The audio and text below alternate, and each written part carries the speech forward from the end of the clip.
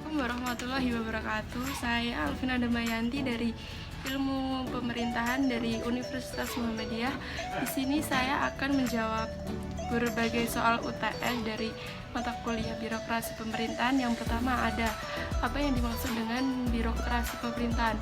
Birokrasi pemerintahan adalah suatu organisasi yang memiliki rantai komando dengan bentuk piramida, di mana lebih banyak orang berada di tingkat bawah daripada di tingkat atas. Kedua, ada sebutkan apa alasan utama birokrasi ditemukan dan untuk apa. Yang pertama itu ada alasannya itu birokrasi sebagai entitas pentingnya suatu negara, dan untuk apa dibukanya agar proses operasional berjalan sesuai dengan aturan yang telah ditentukan dan untuk mengorganisasi pekerjaan yang dilakukan oleh banyak orang. Tiga, ada apa birokrasi untuk Anda dan apakah itu baik atau buruk. Birokrasi untuk saya adalah suatu organisasi yang memiliki rantai komando dengan berbentuk piramida. Dan apakah itu baik? Baik, karena birokrasi memiliki tata prosedur dan untuk entitas jalannya suatu negara. Ada apa masalah birokrasi di Indonesia? Masalahnya yang pertama ada masih banyaknya pemerintah daerah yang memiliki pembentukan belanja operasional untuk kebutuhan internal pemerintah yang lebih besar daripada belanja publik. Yang kedua ada tingkat korupsi yang cukup tinggi, dan yang ketiga ada efektivitas dan investasi dalam pengolahan pembangunan. Soal kelima ada apa konsep dasar birokrasi. Yang pertama ada birokrasi sebagai organisasi rasional, dan yang kedua ada birokrasi sebagai efisiensi organisasi, dan ketiga birokrasi sebagai kekuasaan yang dijalankan para pejabat.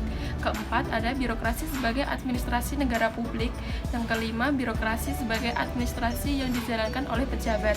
Soal nomor 6 ada jelaskan sejarah birokrasi Indonesia dan reformasi birokrasi dalam sejarah Indonesia.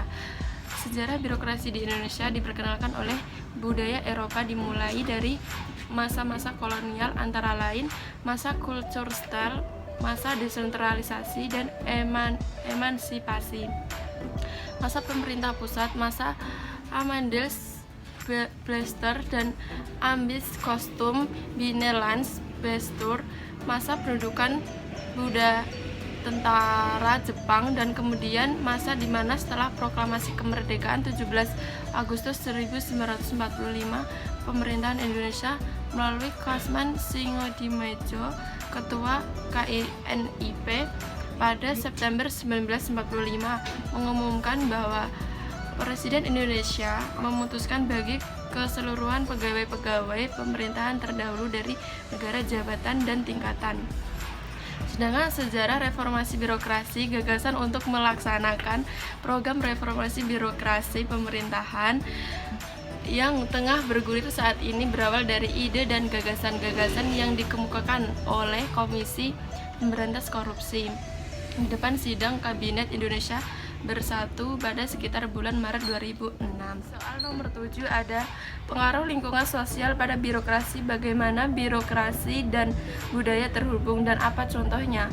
Birokrasi sebagaimana organisasi lainnya tidak lepas dari pengaruh lingkungan budaya, karena dalam aktivitasnya juga terlibat secara intensif melalui pola-pola interaksi yang terbentuk di dalamnya dengan sistem nilai dan budaya lokal.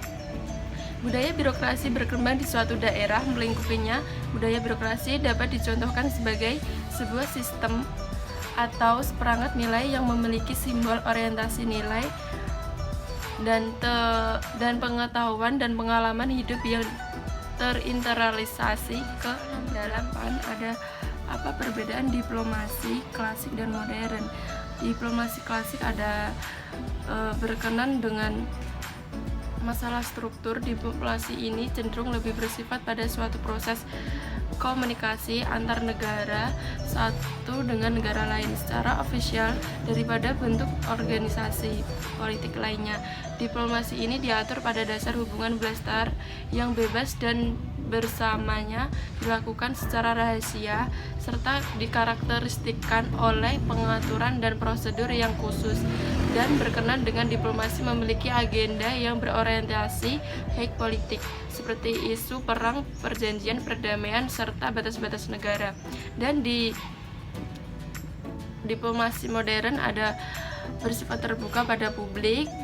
Diplomasi modern ini tidak hanya memiliki hak politik, juga mempunyai agenda bersifat laut seperti ekonomi, sosial, dan isu kesejahteraan. Dan ketiga, ada masih bilateral dengan negara lain. Nomor 9, ada masalah apa yang dihadapi birokrasi di era teknologi informasi, bagaimana TI dapat meningkatkan sistem birokrasi dan berikan contoh inovasi terbaru dalam sistem birokrasi ini. Kegunaan reformasi birokrasi di Indonesia kian tambah setiap tahun. Salah satu faktor yang mendorong penciptaan ini adalah teknologi informasi. Teknologi informasi memungkinkan adanya transparansi, tata kelola pemerintahan, serta komunikasi antara pemerintah dan masyarakat. Publik bisa memanfaatkan untuk memanfaatkan mengenai kinerja pemerintah. Berikut teknologi informasi pula, pemerintah dapat menjangkau masyarakat dengan cara lebih efisiensi. Dengan contoh, inovasi tidak hanya dilihat dari sisi semata teknik, namun semua upaya yang dapat memberikan nilai lebih gitu. Inovasi dalam peningkatan kualitas SDM. Terakhir, apa kelebihan dan kekurangan menggunakan teknologi informasi sistem pemerintahan saat ini? Di keuntungannya ada membantu mempercepat pekerjaan masyarakat. Kedua, dapat mencari informasi yang dibutuhkan secara cepat. Ketiga, dengan adanya e-learning dapat mempermudah proses belajar mengajar. Dan di kerugian itu ada, pertama, ada kemajuan TI juga akan semakin mempermudah terjadinya pelanggaran haki atau hak atas kekayaan intelektual. Yang kedua, dengan adanya TV, gadget, dan alat elektronik lainnya akan mempengaruhi peserta didik untuk malas belajar karena terlalu asik dengan alat tersebut. Dan ketiga, ada dengan adanya aktivitas internet dan isinya sudah ada bermacam-macam dan isinya sudah ada macam-macam informasi yang dibutuhkan. Hal itu akan menyebabkan kita melalui untuk membaca buku. Sekian dari video saya, semoga bermanfaat. Wassalamualaikum warahmatullahi wabarakatuh.